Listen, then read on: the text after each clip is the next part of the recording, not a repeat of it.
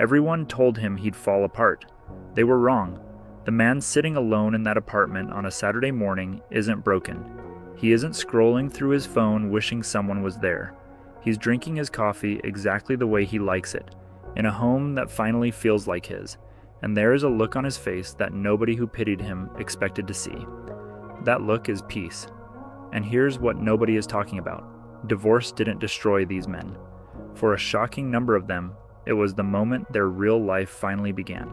But there's a reason most people never see this side of the story, and by the end of this, Yuchon, you're going to understand exactly why. Let's start with the lie you've been told your whole life. The image society painted of the divorced man is pathetic by design. He's supposed to be the cautionary tale. The man eating microwave meals alone, haunted by what he lost, desperate to find his way back into a relationship because without one, he's nothing. That image exists to keep a very specific story alive. But something happened that nobody saw coming. The men walked away, and then they looked around at their new lives. And they didn't call their friends in despair. They called them to make plans, real plans, the kind they hadn't been able to make in years. Because here's the first thing you need to understand, and this will change how you see every divorced man you've ever pitied. There are two completely different kinds of being alone. One is loneliness. It hollows you out. It's the feeling of being unseen, unwanted, invisible. But the other kind is solitude. And solitude is something entirely different. Solitude is what happens when a man finally stops performing and starts living. The shocking truth is this: many of these men were experiencing the deepest loneliness of their lives while they were still married. Not the loneliness of an empty room, the loneliness of lying next to someone who stopped seeing you years ago, of trying harder every single week and being told through silence, through sighs, through 100 tiny daily moments that it still wasn't enough. That loneliness has a weight to it that's almost impossible to describe unless you felt it. It doesn't announce itself. It just slowly becomes the background noise of your entire existence. And then one day, the house actually is empty, and the silence arrives. And here's the moment that changes everything for these men. The silence doesn't hurt. It feels like exhaling for the first time in years. Now, if you're watching this and something about that sentence just hit differently, stay with me. Because what I'm about to tell you about what happens next is something most people never get to hear. And it's going to completely shift how you understand the story of the divorced man. And while you're here, if this kind of honest, unfiltered conversation is what you've been looking for, you already know what to do. Within weeks of living alone, something strange and beautiful starts to happen.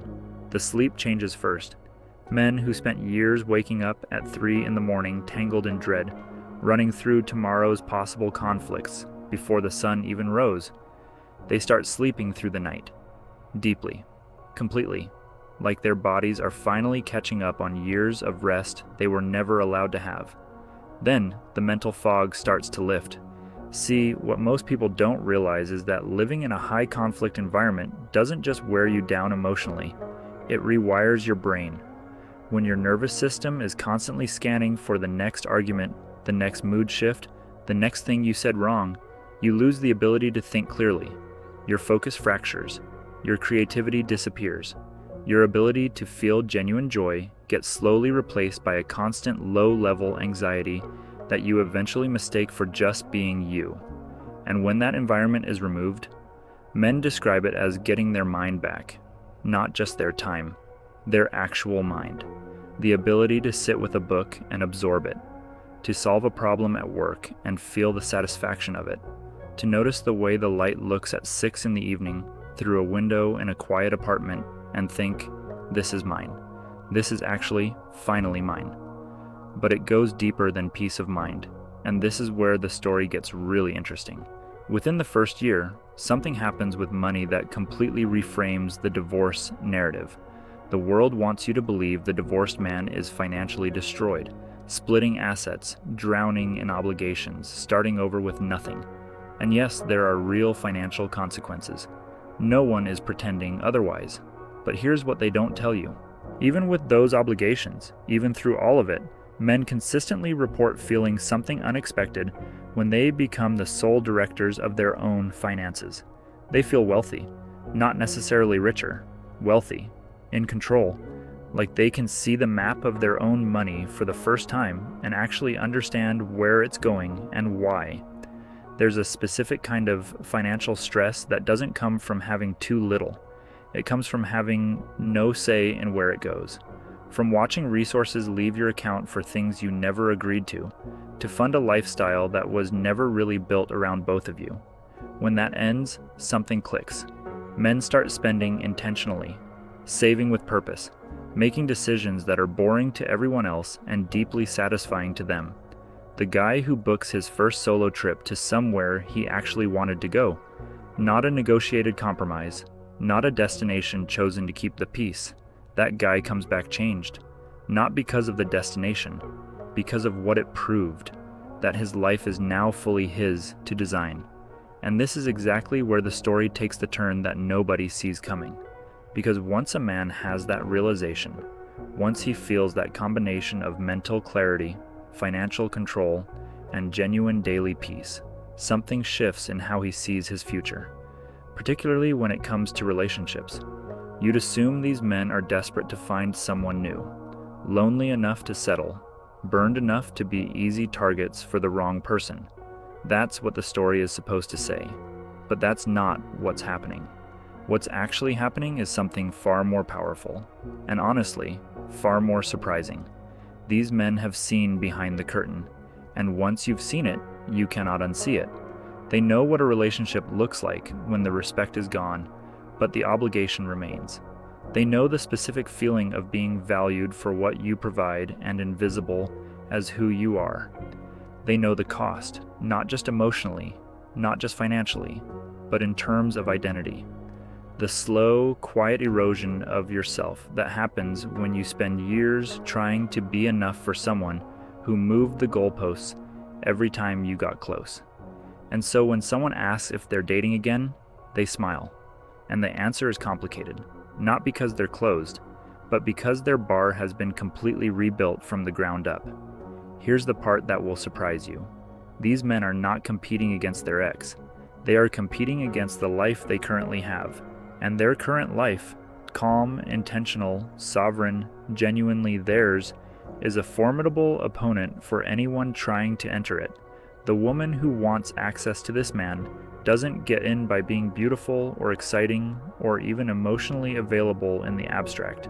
She gets in by being consistent, by bringing peace instead of chaos, by showing through her actual behavior over real time that she is someone he can trust with the version of himself he has spent this entire chapter rebuilding.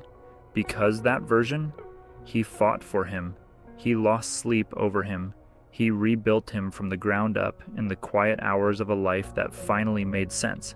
He is not giving that man up easily, and he shouldn't. But here's the final piece.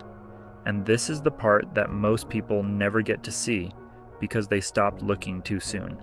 These men rediscover themselves, not in a therapy speak, vision board kind of way, in a real, physical, undeniable way. The guy who shelved his passions because there was always a reason it wasn't the right time, he picks them back up. And what shocks him is that he's better at them now, not despite everything he went through, because of it. He goes to the gym not out of discipline but out of joy, because movement is one of the most reliable good things in his day, and nobody makes him feel guilty for being there. He travels to places he actually wanted to see. He builds things. He deepens friendships with men around him. The kind of friendships that grow in unhurried Saturday afternoons, rather than squeeze windows between obligations. He looks in the mirror at some point in this chapter and thinks something he genuinely didn't expect to think. I forgot I was this person, not who he was before. Someone new, someone forged, someone who knows his own value, because he paid for the knowledge with real cost and real time, and came out the other side not bitter, not broken, but clearer than he has ever been. So the next time you see a divorced man living quietly, cooking a meal he chose himself, focused on something he's building, moving through his own life with a steadiness that reads as contentment, resist the instinct to feel sorry for him. Look closer. Watch his shoulders.